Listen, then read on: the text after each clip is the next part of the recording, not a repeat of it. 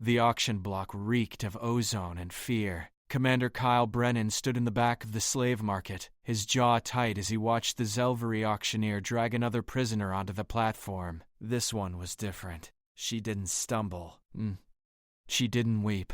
The alien woman stood 7 feet tall, her silver skin marked with deep scars that told stories of battles won and lost. Her eyes burned with defiance even as the energy collar around her neck crackled with suppressed voltage. "Lot 73, the auctioneer hissed through his translator. "Kalara of House Vareth, former commander of the Ashrai fleet, unbroken.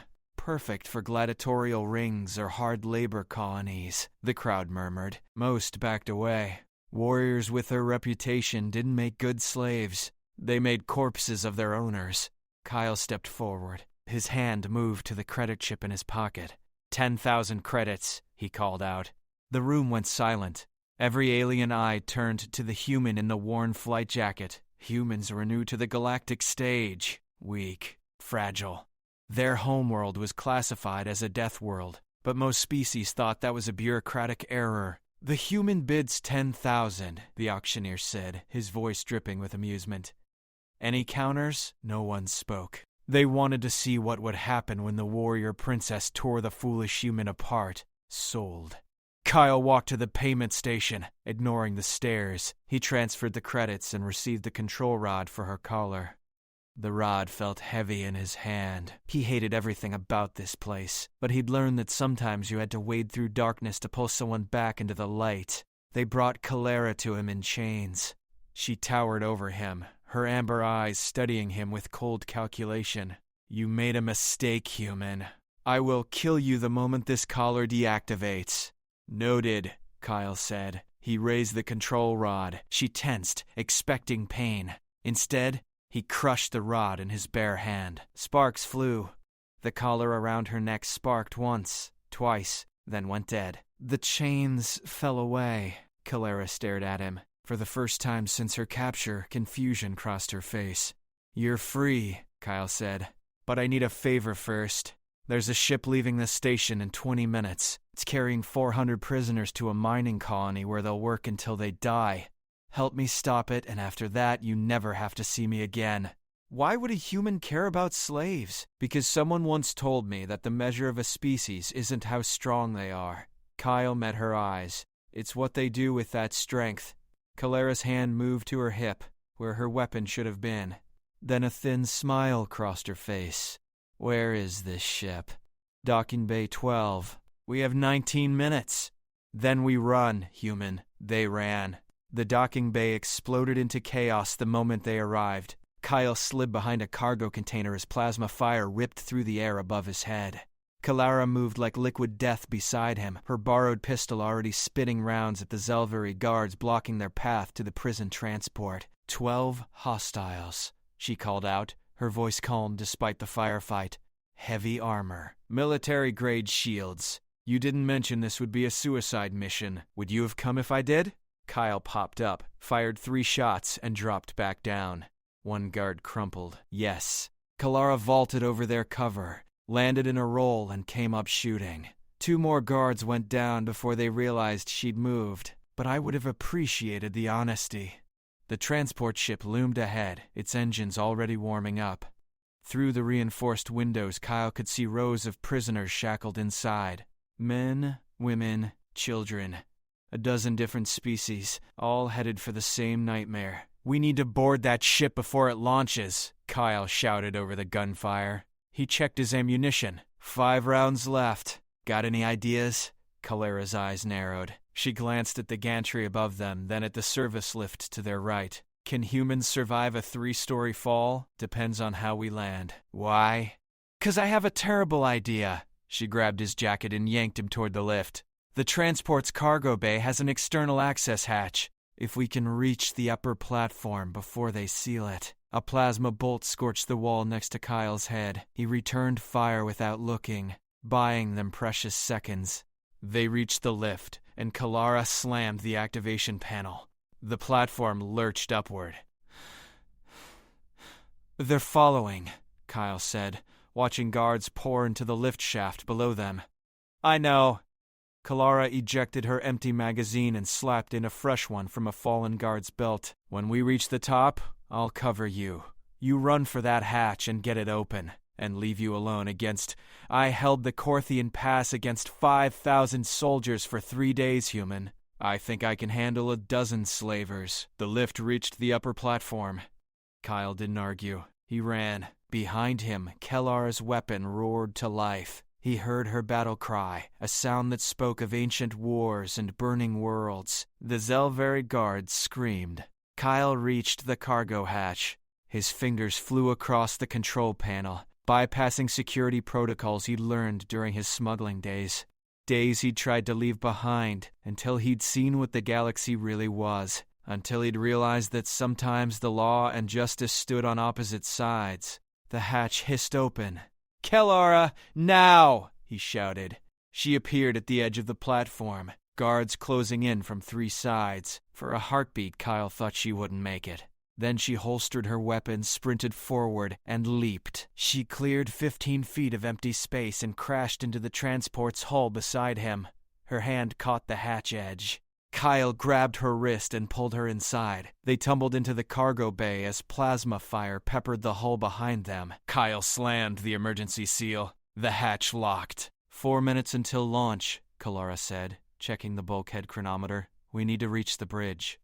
They moved through the cargo bay, past crates of mining equipment and restraint collars. The ship shuddered beneath them as the engines powered up. Kyle's stomach dropped. If they didn't stop this launch, the transport would jump to hyperspace with them trapped inside. The corridor ahead split into 3 paths. Kellara pointed left. "Bridge is that way. Engine room is straight. Life support is right." Kyle made a decision. "You take the bridge. I'm going to engineering. We should stay together. No time. If they jump to hyperspace, we'll never free these people. I can sabotage the jump drive. You can take the bridge and stop the launch sequence." Kyle checked his remaining ammunition. 3 rounds. "Can you fly this thing?" Kalara's expression was unreadable. "You trust me? A warrior you bought 30 minutes ago? You had a dozen chances to kill me already. You're still here." Kyle met her eyes. "Yeah, I trust you." Something shifted in her face. Respect, maybe. Or the beginning of it. "Don't die, human. I want to know why your species does insane things like this." "Kyle." "My name is Kyle. Don't die, Kyle." She turned and disappeared down the left corridor. Kyle ran toward engineering, his footsteps echoing in the metal passage. Alarms began to shriek. Someone had noticed the breach. He rounded a corner and came face to face with 4 armed crewmen. "Wrong turn," one of them said, raising his weapon. Kyle smiled. It wasn't a kind smile. "No, I'm exactly where I need to be." He dove forward as the shooting started. Kyle hit the deck as plasma bolts seared the air above him. He rolled, came up firing, and put a round through the first crewman's weapon. The alien yelped and dropped the sparking rifle. 2 shots left. The second crewman charged. Big mistake. Kyle sidestepped, drove his elbow into the alien's throat, and used the momentum to slam him into the wall. The creature crumpled. The 3rd and 4th crewmen hesitated. They'd heard stories about Deathworlders, but stories were easy to dismiss until you watched a human move, like violence itself. Kyle didn't give them time to recover. He closed the distance before they could aim, grabbing the 3rd crewman's arm and twisting. Bones snapped. The alien screamed. Kyle took his rifle and drove the stock into the 4th crewman's face. Silence fell in the corridor. Kyle grabbed the working rifle and kept moving. His hands were shaking. Not from fear, from the adrenaline that came from surviving something that should have killed him, from the knowledge that he was one mistake away from ending up in chains himself. The engineering bay door loomed ahead, locked. Kyle planted a breaching charge he'd taken from the first guard, stepped back, and triggered it. The door blew inward. He stormed into engineering, rifle raised, and found himself staring at a single technician. The small alien threw up his hands immediately. "Don't shoot. I'm not armed. I just monitor the systems." Kyle lowered the weapon slightly. "How many others?" "None. They're all on the bridge trying to stop the intruder." "Good." Kyle moved to the main console. Rows of alien text scrolled across the screen. He couldn't read most of it, but he'd sabotaged enough ships to recognize a jump drive when he saw one. I need you to shut down the hyperspace engine. The technician's eyes went wide. I can't do that. The captain will kill me. Then I'll kill you faster. Kyle raised the rifle again. Choose. The alien's hands trembled as he reached for the console. Then he stopped. Wait. You're the human who bought the Ashray commander. The one who freed her. Yeah. And in about 90 seconds, this ship is going to jump into hyperspace with 400 prisoners aboard. Unless you help me stop it. If I help you, I'll never work in this sector again. The Syndicate will put a price on my head. Kyle's finger tightened on the trigger. Then he lowered the weapon completely and looked the technician in the eye. You're right. They will. But those prisoners down in the hold, they didn't choose this. They were taken, sold, treated like cargo. You can spend the rest of your life working for slavers, or you can spend 1 minute being something better. The technician stared at him. His hands hovered over the console.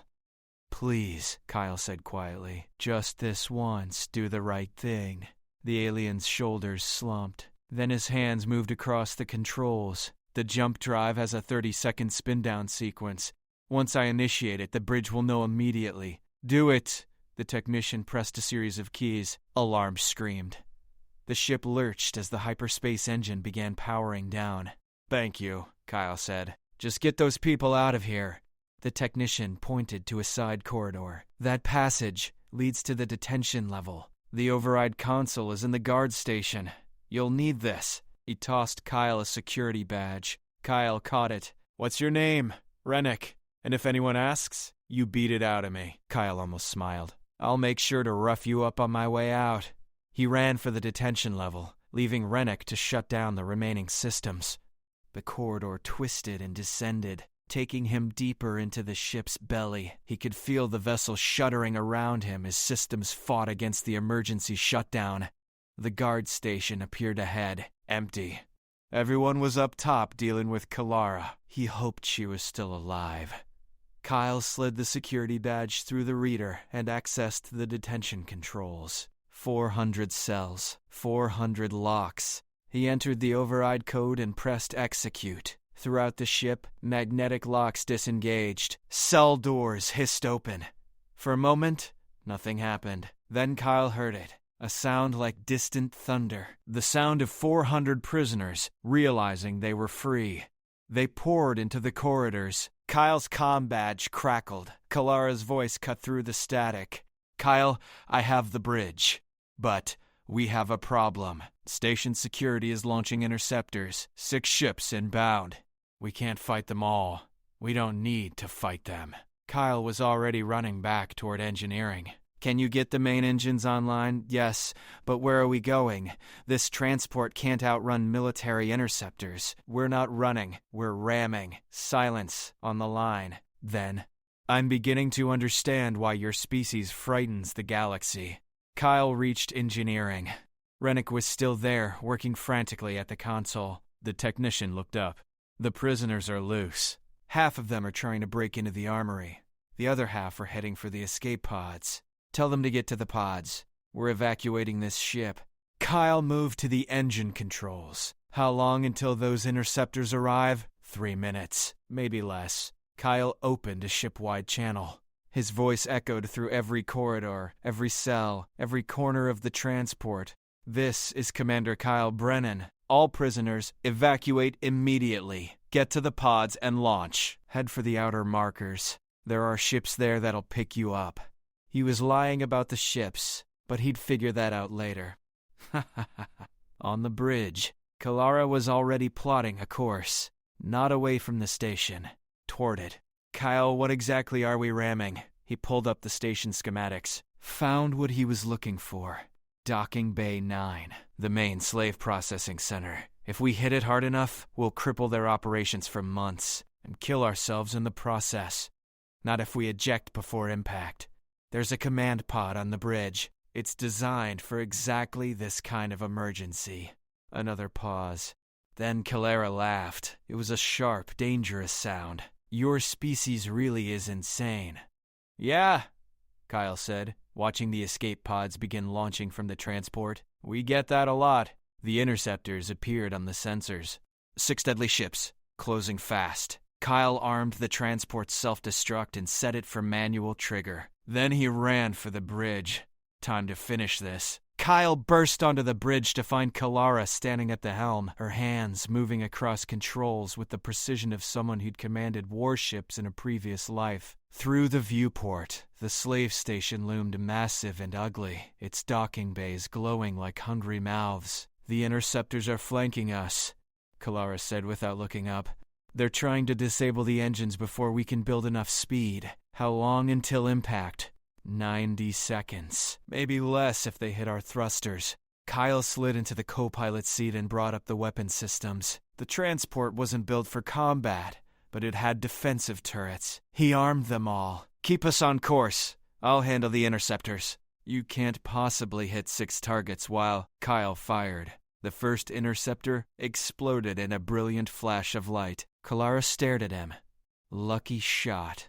Death World reflexes. Kyle tracked the second interceptor and fired again. Another explosion.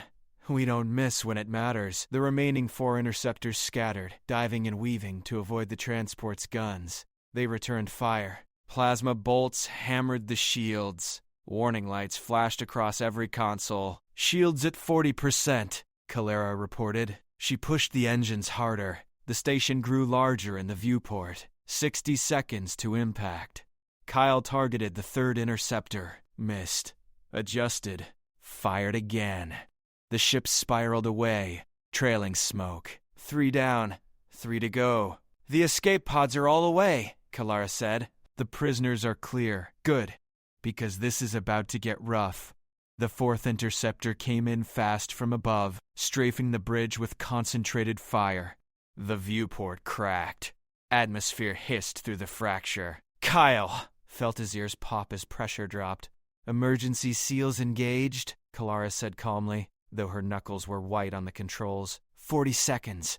Kyle swiveled the turret and tracked the interceptor as it passed overhead. He waited, then fired the moment it crossed his sights. The ship disintegrated. 2 left. The 5th and 6th interceptors coordinated their attack, coming in from opposite sides. Smart. Kyle couldn't cover both angles. Kalara, I need you to roll the ship 30 degrees starboard. Now. She didn't question. She rolled. The maneuver brought both interceptors into Kyle's firing arc for exactly 2 seconds. He took the shot. 1 interceptor exploded.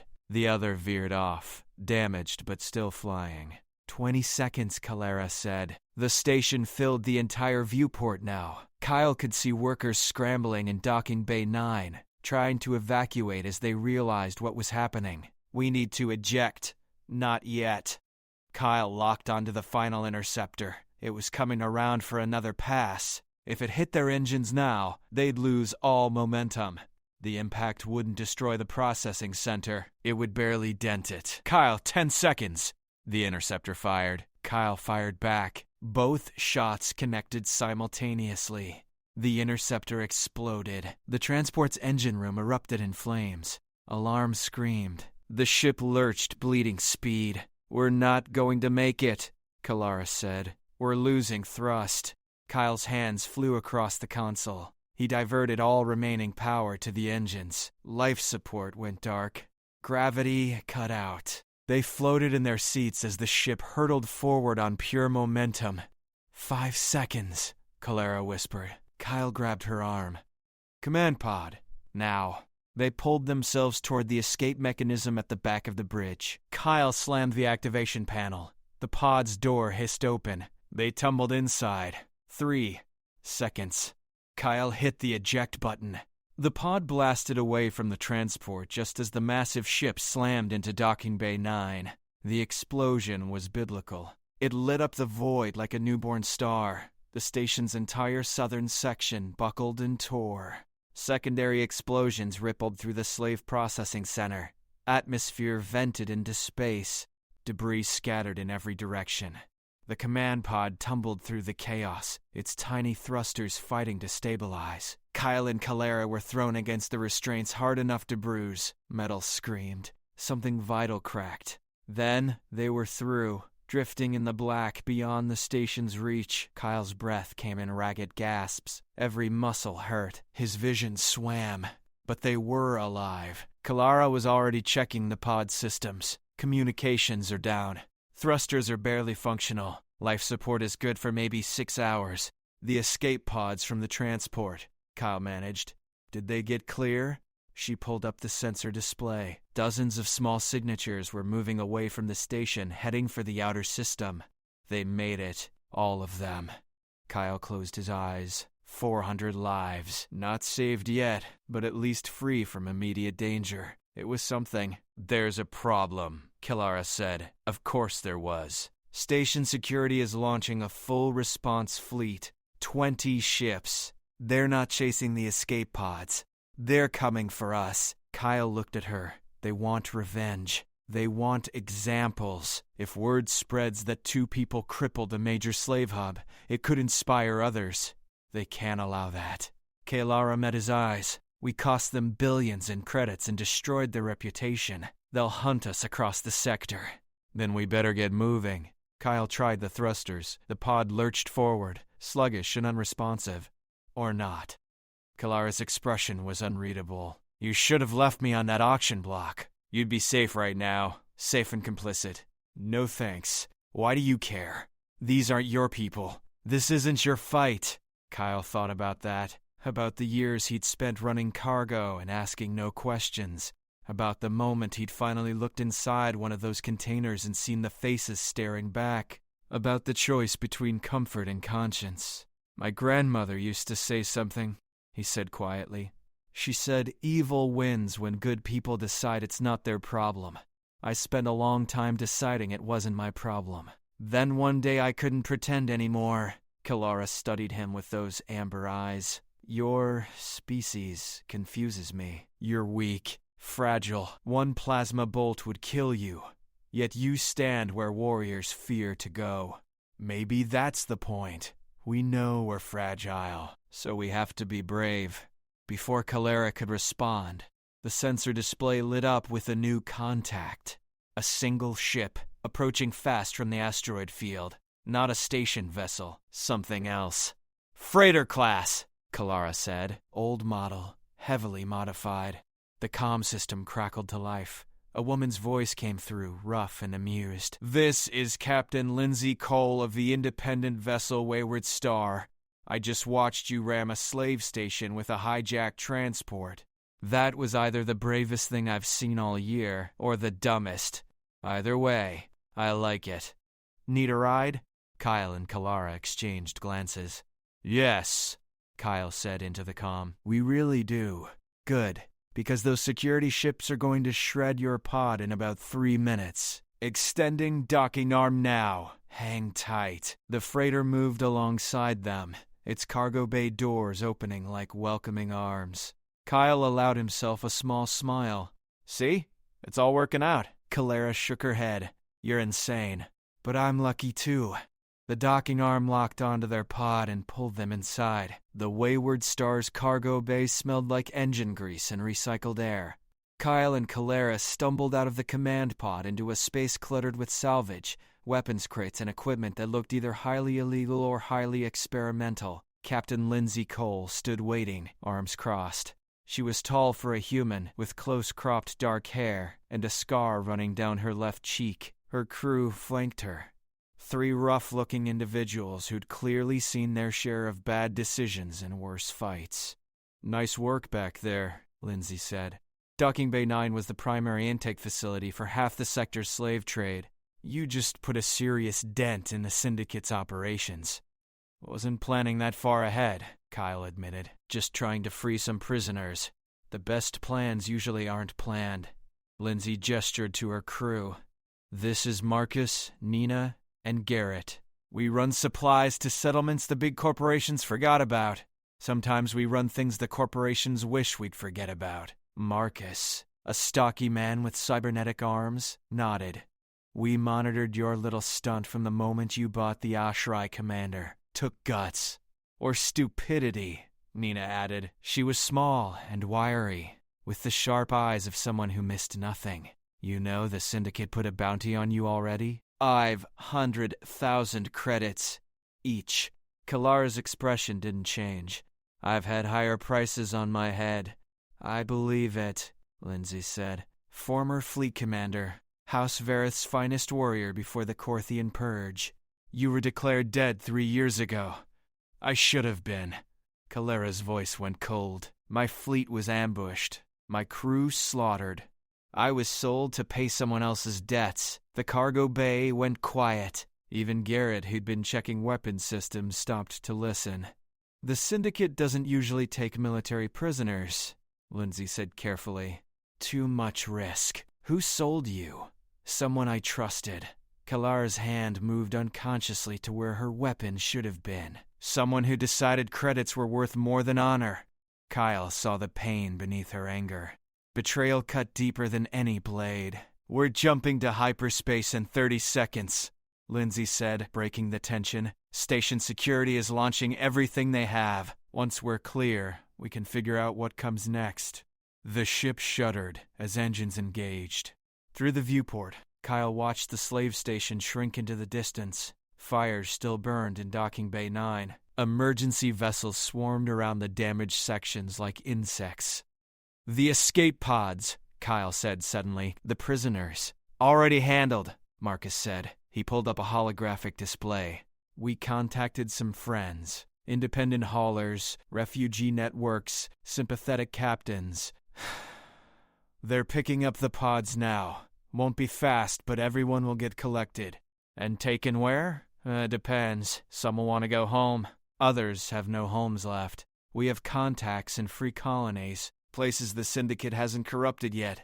They'll be safe. The ship lurched into hyperspace. Stars stretched into lines, then collapsed into the swirling tunnel of faster-than-light travel. Kyle felt his shoulders relax for the first time in hours. They'd actually pulled it off. Against every odd, against every logical outcome, they'd freed 400 people and lived to talk about it. So what now? Nina asked, looking between Kyle and Kalara. You're both wanted.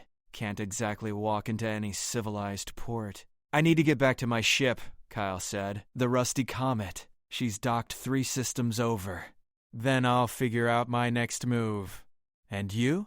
Lindsay asked Kalara. The HFY warrior was silent for a long moment, her eyes distant. I have nothing left. No fleet. No house. No honor to reclaim. That's not true, Kyle said. You helped save 400 lives today. That counts for something. I helped because you freed me. A debt paid. Nothing more. Then consider the debt clear. You don't owe me anything. Kyle met her gaze. But if you want to keep doing this, keep helping people. My offer stands. Come with me. We'll find more stations like that one. More prisoners who need freeing. Kalara stared at him like he'd lost his mind. 1 human and 1 HFY against the entire Syndicate? That's not bravery. That's suicide. Maybe. Or maybe it's exactly what the galaxy needs. 2 people who refuse to look away. He's got a point, Lindsay said. The Syndicate thrives because everyone's afraid.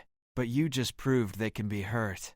Word will spread. Others will be inspired. Or it'll get us killed, Garrett muttered. That too, Lindsay agreed cheerfully. Kalara's expression was unreadable. She turned and walked to the viewport, staring out at the hyperspace tunnel. Kyle didn't push. He understood needing time to process. He'd had the same moment months ago, standing in a cargo bay full of prisoners, deciding whether to stay silent or act. The choice had cost him everything. His job, his reputation, his comfortable life. He hadn't regretted it once. There's something you should know, Marcus said quietly. He pulled Kyle aside.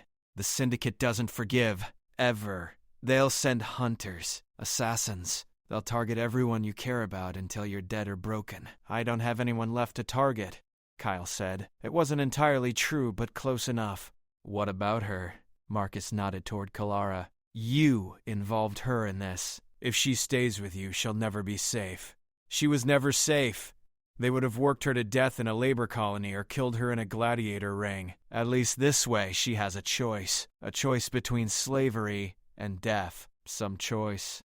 Kyle smiled grimly. Welcome to the galaxy.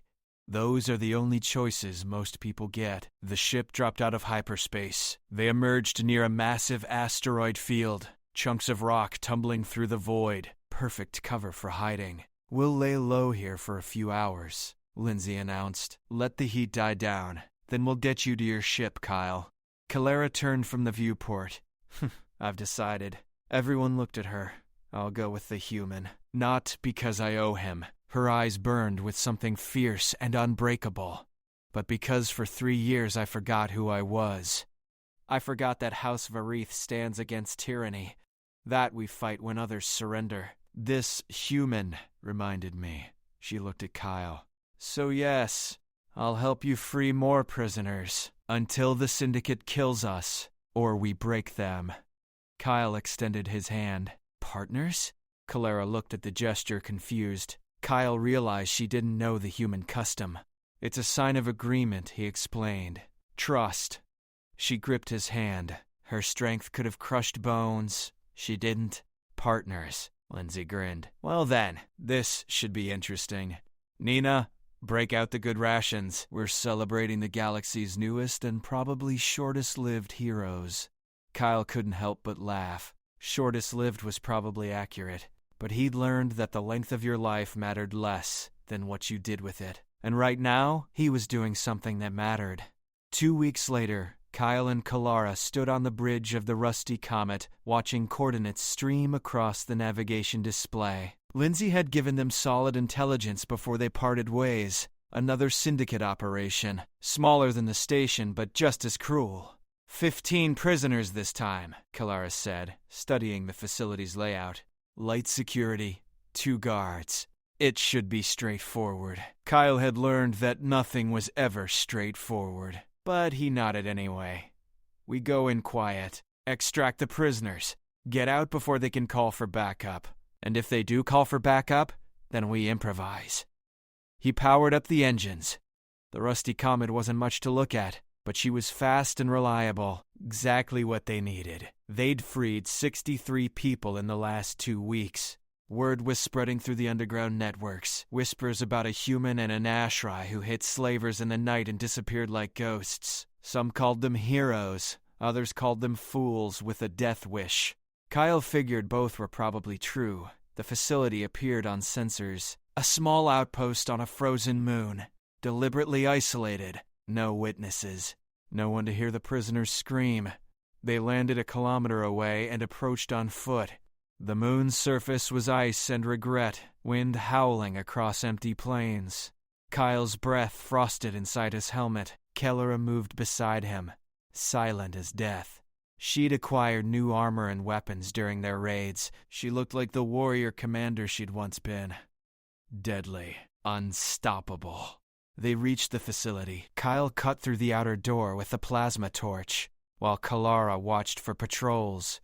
Inside, the building was cramped and poorly maintained. Exactly what he expected from slavers who viewed prisoners as disposable. The holding cells were in the basement. They descended carefully, weapons ready. The first guard never saw them coming. Kalara took him down silently, her hand over his mouth until he stopped struggling. The second guard had time to reach for his comm before Kyle's stunner dropped him. Kyle accessed the cell controls.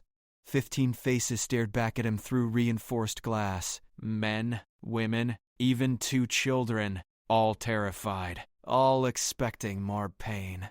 We're here to help, Kyle said quietly. We're getting you out. The locks disengaged.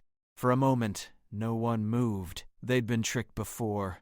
Promised freedom only to face worse horrors. Then one woman stepped forward. She was human, middle-aged.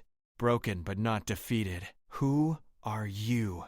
Nobody important, Kyle said. Just someone who couldn't look away anymore. You're the ones they talk about. The human and the Ashrai. The ones who destroyed the station. Kyle glanced at Kalara. Their reputation was growing faster than expected. Come on, Kalara said. We need to move before reinforcements arrive. They led the prisoners through the facility and back to the rusty comet. The children cried. The adults stumbled, weak from captivity, but they moved. They were halfway to the ship when alarms screamed across the moon's surface. They know, Kalara said calmly. Kyle checked his scanner. What? 3 ships dropping out of orbit. Syndicate hunters. We're not going to make it to the ship before they land. Then we fight. With 15 prisoners who can barely walk, we need another option. Why? Kalara's eyes swept the landscape. Barren ice. No cover. Nowhere to hide. Then she pointed. There. The ice ridge. It's unstable. If we can trigger a collapse, Kyle understood. Immediately. It'll bury the landing zone, buy us time, or bury us. Always a risk. Kyle turned to the prisoners. When I say run, you run for that ship. Don't stop. Don't look back. Understood? They nodded, fear and hope warring in their eyes. The syndicate ships landed. Soldiers poured out, weapons raised. At least 30 of them, professional killers sent to make an example. Kyle set charges on the ice ridge while Kalara laid down covering fire.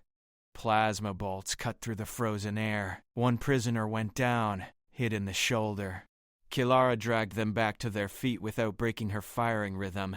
Charges set, Kyle shouted. Run! The prisoners ran. Kyle and Kalara ran with them, firing backward as the soldiers advanced. Kyle triggered the charges. The ice ridge exploded in a cascade of frozen destruction. Millions of tons of ice collapsed onto the landing zone, burying soldiers and ships alike. The ground shook, the air filled with white powder. They reached the rusty comet and scrambled aboard. Kyle slammed the engines to full power before the ramp even closed. The ship lifted off as more ice crashed down around them. 3 ships destroyed, Kalara reported from sensors. No survivors. Kyle felt sick. He'd killed 30 people today. Slavers and murderers, true. But still people. The weight of it settled on his shoulders like lead. They would have killed us, Kalara said quietly, reading his expression. And worse, they would have recaptured these prisoners and made them suffer for escaping. Doesn't make it easier. Good. The day it becomes easy is the day we've lost ourselves. They jumped to hyperspace. The freed prisoners huddled in the cargo bay, wrapped in emergency blankets. The woman who'd spoken earlier approached Kyle. Where are you taking us? There's a free colony 3 systems over. New Haven. They'll take you in, give you a chance to start over.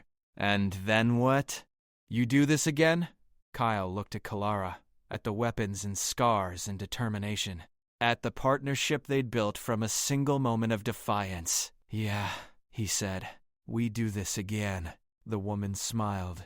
It was a sad, grateful thing. Then let me tell you about a place.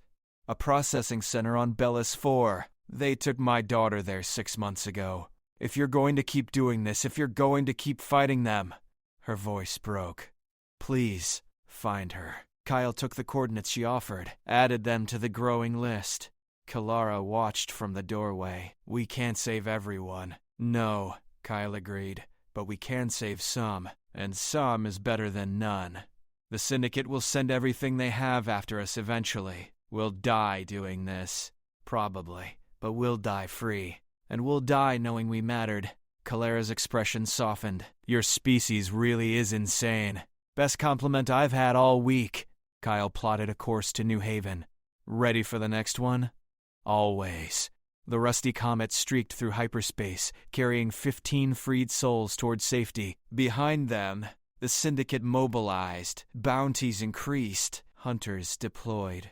But word was spreading through slave pens and holding cells across the galaxy, whispered in darkness where hope had died.